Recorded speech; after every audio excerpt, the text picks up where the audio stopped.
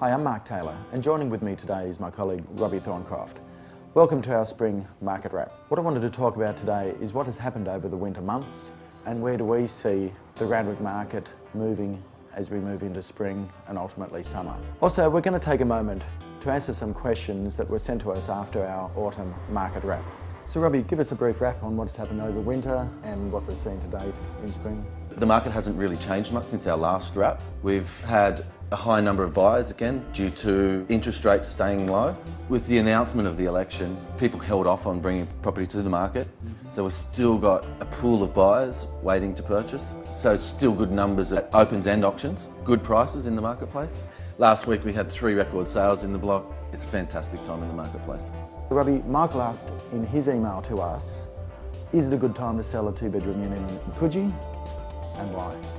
Great question. We've just sold a unit in Coogee. We had 129 groups through this property. We had 8 registered bidders on the night and we've sold it $70,000 over the expected price.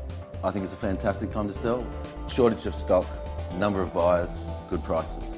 Sue has asked, what impact do we think interest rate increases will have in our local market? With interest rates expected to rise, Mark, I think it's a great time to come onto the market now to beat what that effect will have.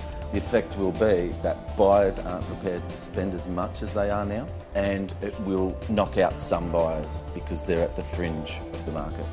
So my advice, Mark, would be to get your property on now before that expected interest rate rise. John asked the age-old question, do I buy before I sell or sell before I buy? Do I buy before I sell? What a great question. Look, my advice would be definitely sell before you buy. Who knows what you're going to ultimately get for your property, because it does change whenever you come onto the market. There's a different amount of people in the marketplace. Look at the property in Coogee, which I was just talking about a moment ago, $70,000 above what we thought was the expected price. And that is a significant amount when you're going to purchase a home. And finally, Sally asks, and this is a great question, with clearance rates dropping, do I sell by private treaty or stick with auctions?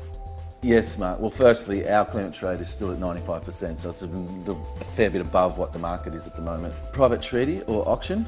Look, it doesn't matter which one you go with, as long as you choose an agent with a process. It's crucial to sell your property in 3 to 4 weeks. At the moment, our average days on market is 25 days, and that's a testament to our process that we use. We have a pool of buyers in the market at any one time when a property comes on, and they're the ones that are educated on price, and they are the ones that are going to pay the best price. Whether you go private treaty or auction, as long as you have that process, you'll sell the property. That's a really good point, Robbie. So on that note, thank you for joining with us in this spring market wrap.